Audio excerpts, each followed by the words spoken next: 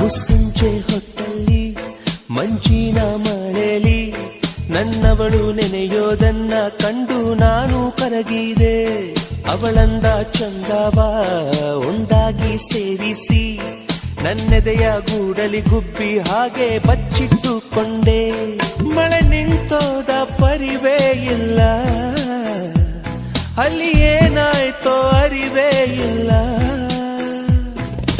ಎಷ್ಟೋ ಮಾತುಗಳು ಎದೆಯಲ್ಲಿ ಉಕ್ಕಿ ಬಂತು, ಬಾಯಿ ತೆರೆದೆ ತುಟಿ ಮೇಲೆ ತೂಟಿ ಒತ್ತಿ ಹಾರಿ ಹೋದಳು.